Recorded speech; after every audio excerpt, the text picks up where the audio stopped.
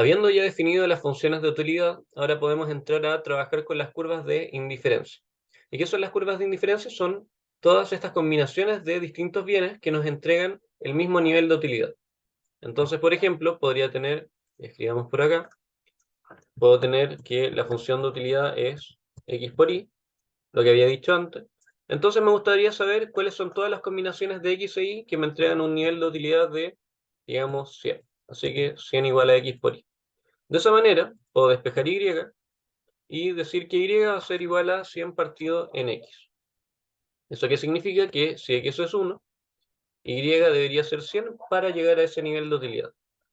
Ahora, si x es 2, y tendría que ser 50, y así tengo todas las combinaciones de esta canasta de x e y, o todas las canastas, mejor dicho, que nos llevan a este nivel de utilidad. Entonces, esa es la curva de indiferencia, son todas las combinaciones de x e y, todas las canastas que nos llevan al mismo nivel de utilidad. Acá aparece entonces de forma la notación formal de este problema. Ahora, si se repite este proceso para distintos niveles de utilidad, entonces si vamos cambiando este nivel de utilidad fijo que habíamos dicho, si ahora en vez de 100 es 200 o es 50, vamos a tener distintas curvas de utilidades para cada nivel. Y eso se podría graficar y tendría una forma muy parecida a...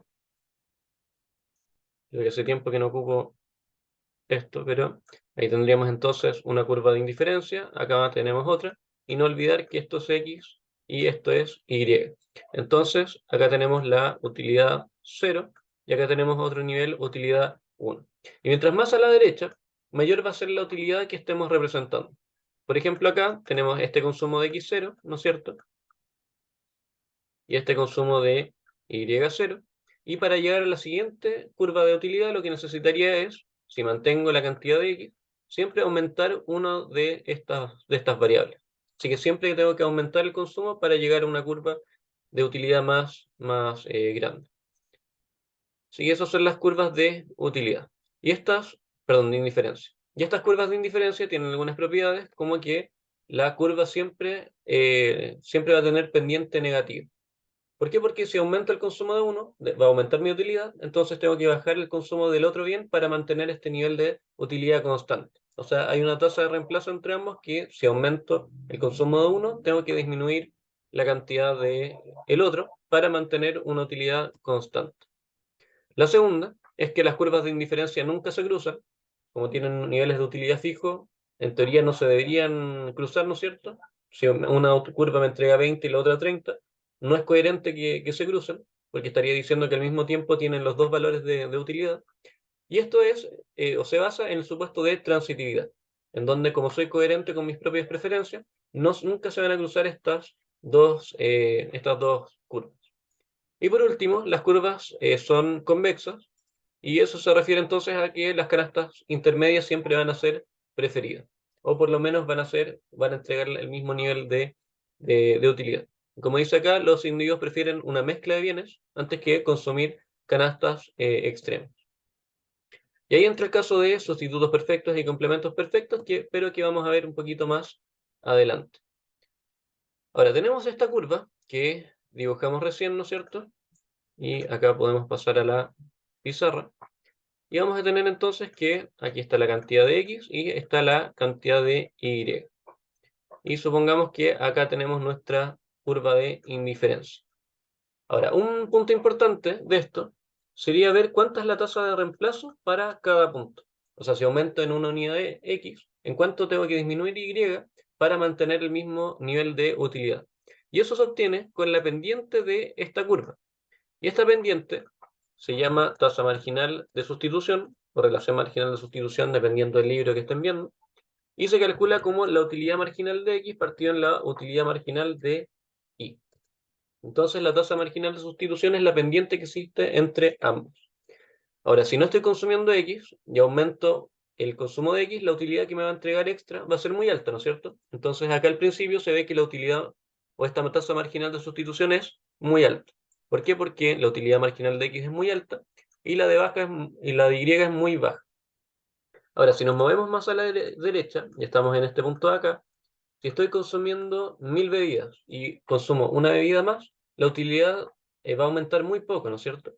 Entonces, como la utilidad marginal de X es muy baja y la utilidad marginal de Y es muy alta, vamos a tener pendientes más planas, ¿no es cierto? Entonces, mientras más a la derecha, más plana se va haciendo esta curva.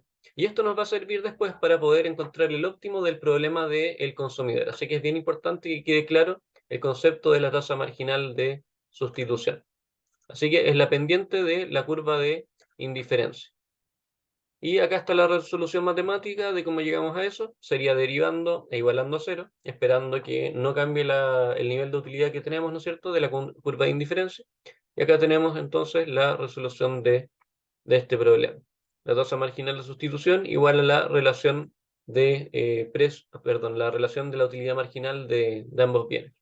Y algunos también le dicen tasa de sustitución subjetiva. Así que ahí para que coloquen ese apellido. Y esto se coloca porque después en la parte de oferta también hay una tasa marginal de sustitución, pero eso viene para el siguiente módulo. Así que ahí tenemos la tasa marginal de sustitución. Ahora, ya hablamos de el ingreso, perdón, de la utilidad del individuo, ¿no es cierto? Entonces podríamos tener una función de utilidad y en base a eso llegar a este nivel de utilidad.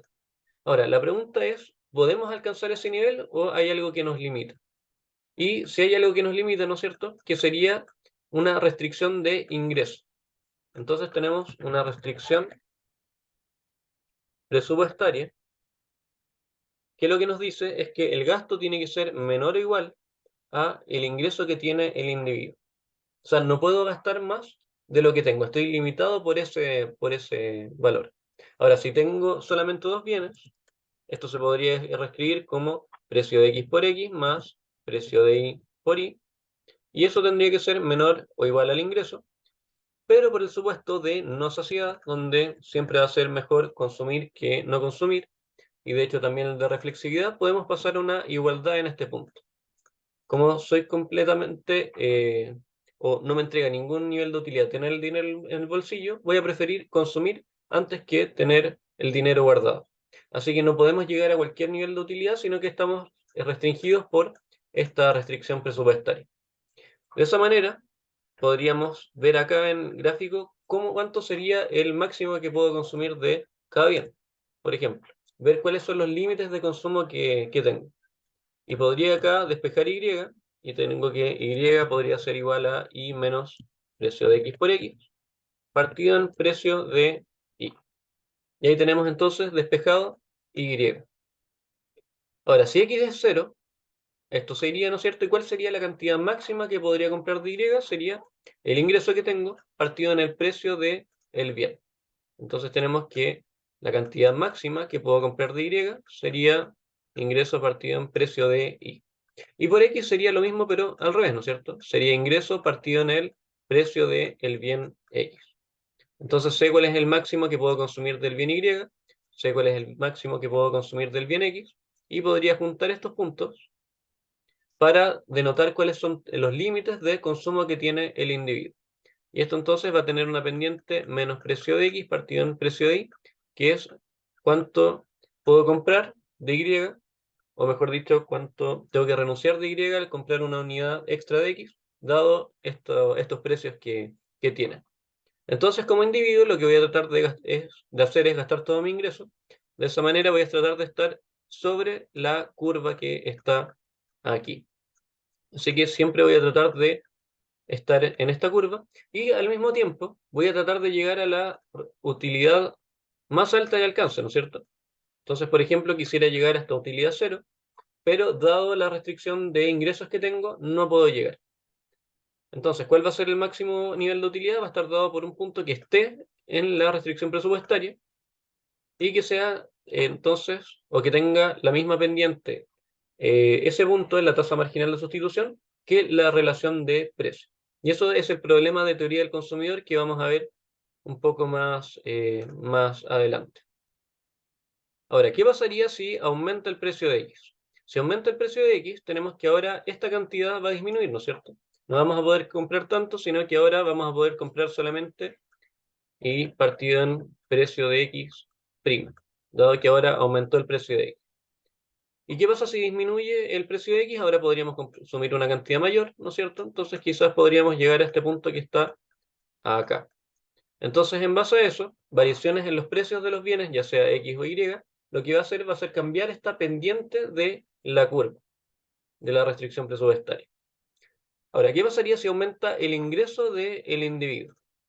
Si aumenta el ingreso, tenemos que toda la curva se trasladaría y podría, por ejemplo, pasar a este punto que está acá, que medio chueco, por acá, en donde el ingreso ahora aumentó y supongamos que está el nivel de precios inicial. Así que ahora puedo comprar esa cantidad de X y puedo comprar esta cantidad de Y, dado el nuevo ingreso. Y con este aumento del ingreso podría quizás llegar a esta utilidad cero. Así que es bien importante recordar que variaciones en los precios van a cambiar la pendiente, mientras que variaciones en el ingreso va a hacer que se traslade la curva, si es aumento de ingreso a la derecha y si es una disminución a la izquierda.